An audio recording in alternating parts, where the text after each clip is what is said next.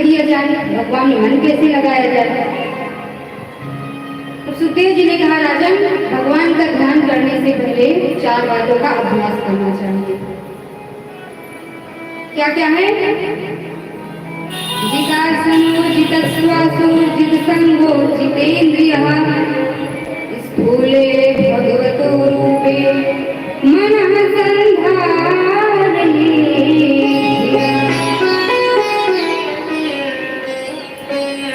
ध्यान लगाने वाले साधक को सबसे पहले आसन शुद्ध करना चाहिए। आसन की सिद्धि नहीं होगी तो ध्यान नहीं लगेगा। सबसे पहले आसन सिद्ध करो, कोई भी आसन, सुखासन, जिसमें आपको सुख मिलता हो, जिसमें आपको अच्छे से बैठ सके। ये नहीं कि किसी का आसन देख करके हम भी ऐसे बैठे, जिसका जैसे अभ्यास हो जाए। कैसे भी बैठिए, लेकिन रीढ़ की हड्डी सीधी होनी चाहिए, रीढ़ की हड्डी झुक करके मत बैठिए, क्योंकि ध्यान रीढ़ की हड्डी सीधी नहीं रहेगी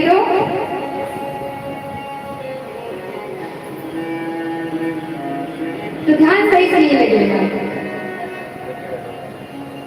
मन की एकाग्रता से रीढ़ की, क्योंकि पढ़ाई करने के लिए भी हमेशा, आप कोई मोटिवेशनल वीडियो भी देखते होंगे तो हमेशा यही सब बताते हैं, रीढ़ की हड्डी हमेशा सीधी होती रहनी चाहिए। मन का जुड़ाव है रीढ़ की हड्डी से। दूसरा है जितश्वास, श्वास पर संयम रखना। अब श्वास पर संयम कैसे होगा? प्राणायाम से।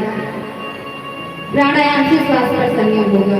वैसे तो बहुत से प्राणायाम हैं, लेकिन एक प्राणायाम है सबसे उत्तम, पूरक कुंभक रेचक।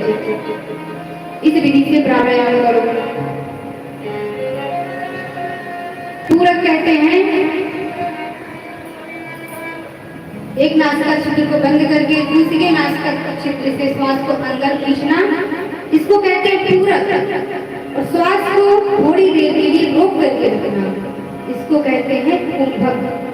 और जिस नासिका छिद्र को बंद किए थे उस नासिका छिद्र से धीरे धीरे श्वास को छोड़ना, इसको कहते हैं रेचक। पूरक और रेचक दोनों का समय समान होना चाहिए, लेकिन जो कुंभक है इसके समय को धीरे धीरे बढ़ाना है, एक साथ नहीं, धीरे धीरे अभ्यास करना चाहिए। दूसरा होगा जितश्वास। तीसरा है जितसंग, संग को जीतो। जितना हो सके असंग रहने का अभ्यास करो। साथ रहो, व्यवहार करो, लेकिन असंग रह करके। मन में किसी को मत दिखाओ, असंग रह करके रहो।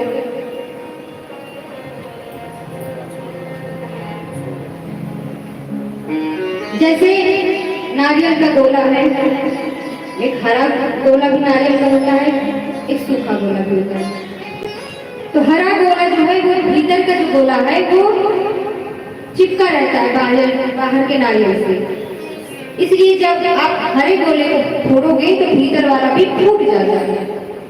लेकिन सूखा नारियल जो है, यदि आप उसको फोड़ोगे तो जो उसके बीच का जो गोला है वो उसके भीतर रहते हुए भी वो अपने धीरे धीरे उसके साथ छोड़ देता है, तो भीतर का गोला अलग हो जाता है और बाहर का गोला फूट जाता है। यदि आप किसी से चिपक करके रहोगे, उसी के साथ ज्यादा संग करके रहोगे, तो उसके टूटने फूटने से आप भी टूट जाओगे। इसीलिए मन में किसी को मत दिखाओ। नाव पानी में चलती है, नौका पानी में रहती है, यदि नौका में पानी आ जाए तो नाव डूब जाएगी। ऐसे ही असंग रह करके रहो।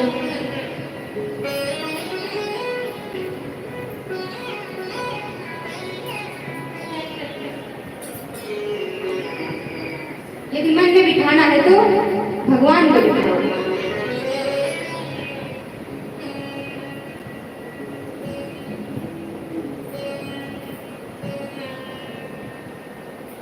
काम करते चलो, नाम जपते चलो, हर समय कृष्ण का ध्यान धरते चलो, मुरली वाले को मन से रिझाते चलो, कृष्ण गोविंद गोपाल गाते चलो, करते कर्म करो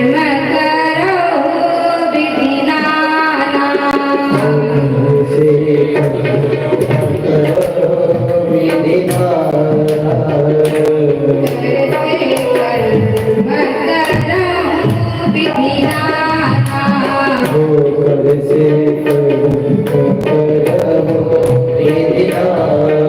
विधि नाना, करते कर्म करो विधि नाना, कर से करम विधि नाना, करते कर्म करो विधि नाना, कर से करम विधि नाना, करते कर्म करो विधि नाना, से करम विधि नाना, मन राखे जाते काटे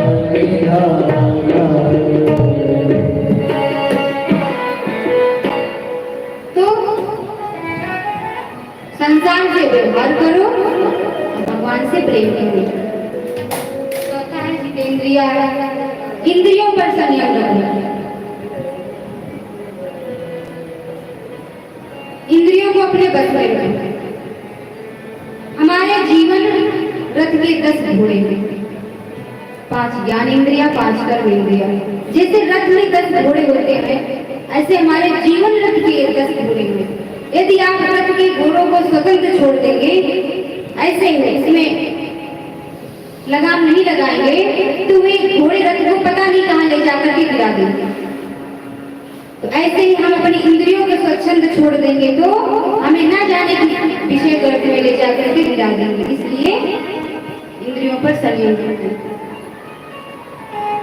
देखना इंद्रियों के न घोड़े बढ़ी, इनमें हरदम संयम के घोड़े पड़े, अपने रथ को सुमार्ग लगाते चलो, कृष्ण गोविंद गोपाल गाते चलो। इंद्रियों पर संयम रखो, संसार से व्यवहार करो, भगवान से प्रेम करो। अब ध्यान 2 प्रकार का है। इन चारों बातों का जब अभ्यास हो जाए तब भगवान में ध्यान लगेगा। ध्यान 2 प्रकार का है, एक स्थूल ध्यान और एक सूक्ष्म ध्यान। स्थूल ध्यान क्या है? इस पूरे ब्रह्मांड में हमें जहां भी जो कुछ भी दिख रहा है सब भगवान का भी विराट स्वरूप है, सब भगवान का विराट स्वरूप है।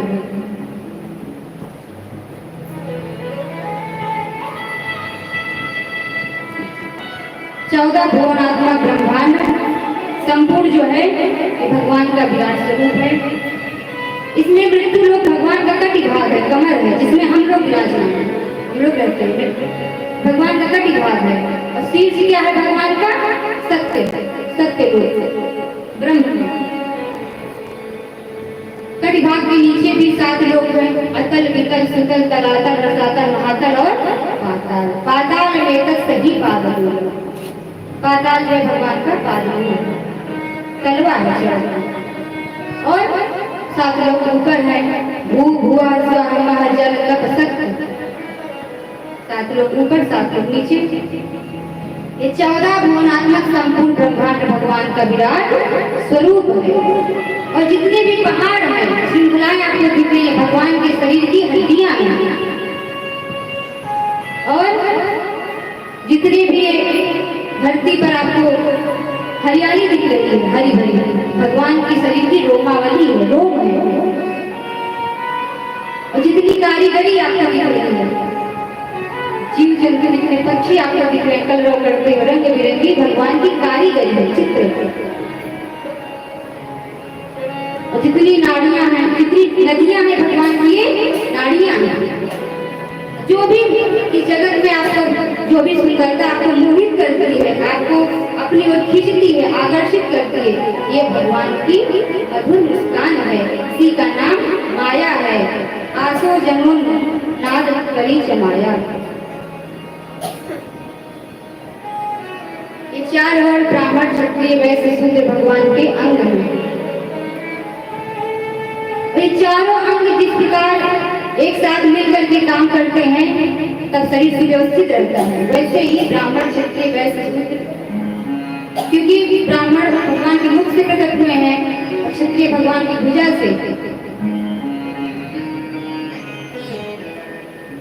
और वैश्य भगवान के उदर से, शूद्र भगवान के चरण से। तो जिस प्रकार चारों अंग हमारे शरीर के एक साथ काम करते हैं, हमारा शरीर सुव्यवस्थित रहता है, वैसे ही चारों वर्ण के सभी जब एक साथ काम करेंगे तो हमारा देश भी सुरक्षित रहेगा। ऐसे में एकता बना करके रखनी चाहिए। यदि हमारे पैर हमको धोखा देंगे कि हम तुम्हारा साथ नहीं देंगे, कब से तुम्हारा भार ढो रहेंगे, तो हम पंगु हो जाएंगे। इसलिए एकता बना करके रखनी चाहिए। तो इस प्रकार सारी प्रकृति में भगवान को ही देखना चाहिए, सारी प्रकृति में भगवान को ही देखना चाहिए, जगदीश को ही जगदीश में मानना चाहिए। सिया राम मैं सब जग जानी,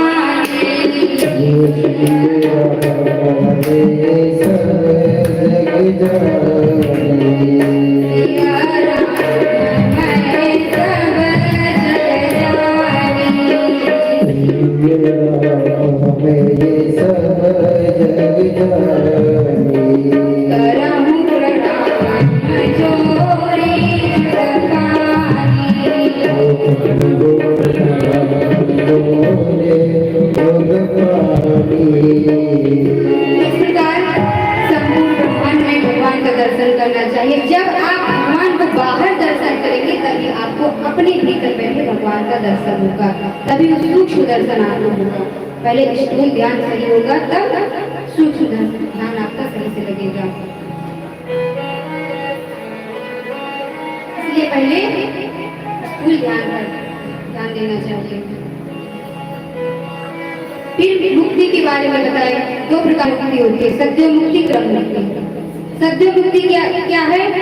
जिससे डायरेक्ट भगवान को प्राप्त किया जा सके। स्थूल शरीर को छोड़ करके और सूक्ष्म शरीर को छोड़ करके डायरेक्ट जा करके परमात्मा में विलीन हो जाए, उसे कहते हैं सद्य मुक्ति। और क्रम मुक्ति वो है कि अपने सूक्ष्म शरीर के द्वारा इस स्थूल शरीर को छोड़ करके सभी लोगों का भ्रमण करते हुए, महरलोक, जनलोक, तपलोक, सत्यलोक, सभी लोगों में भ्रमण करते हुए तब जाकर के परमात्मा में लीन हो, उसे कहते हैं क्रम। अब इसको दो उदाहरण से समझ सकते हैं। एक है फ्लाइट, जैसे आपको कहीं पर सफर करना है, आप फ्लाइट से सफर करिए तो आप डायरेक्ट जाकर के वहीं पहुंचेंगे, कहीं पर स्टेशन नहीं मिलेगा आपको। दिल्ली से बैठे कि सीधा मुंबई जाके उतरेंगे, कहीं पर कोई स्टेशन नहीं, इसको कहेंगे सत्य मुक्ति। अब यदि आप क्रम मुक्ति पसंद करना चाहते हैं तो ट्रेन में बैठिए, सभी स्टेशन पे रुकते हुए जाइए, सभी का आनंद लेते हुए जाइए, इसको कहते हैं क्रम मुक्ति। इस प्रकार सत्य मुक्ति, क्रम मुक्ति के बारे में बताएं। किस भावना से, किस कामना से किस देवता की पूजा करनी चाहिए, सुखदेव जी ने ये बताया। यदि अन्न की कामना है तो अदिति माँ की उपासना करो, सुंदर रूप की कामना है गंधर्वों की उपासना करो, सुंदर पत्नी की कामना है तो उर्वशी की उपासना करो, विद्या की कामना है तो भोले बाबा की उपासना करो, विद्वान बनना चाहते हो तो विवाह हो गया, सब कुछ हो गया, लेकिन दोनों में पड़ती नहीं, तो क्या करें? माता पार्वती की उपासना करें। विद्या कामस्तुतीशं दाम्पत्यार्थं मां शतिं। विद्या की कामना है, भोले बाबा की उपासना करो, दाम्पत्य जीवन सुनने चाहते हो तो माता पार्वती की उपासना करो, कुछ भी नहीं चाहते हो तो किसकी उपासना करो? हमारे मुरली बंसी वाले की उपासना करो। तो क्या बंसी वाले से कुछ नहीं मिलता है? नहीं। अब अलग अलग सबकी पूजा करने से अच्छा है, सभी के मूल कौन है? भगवान विष्णु। विष्णु भगवान की यदि आपने आराधना पूजा कर ली, उनको प्रसन्न कर लिया, तो समझिए आपकी संपूर्ण मनोरथ सिद्ध हो गए, सभी को आपने प्रसन्न कर लिया। जिस प्रकार यथा तरोमूल निषेचनेन कृत्यं कितस् अस्कंद योग साहा। अब जिस प्रकार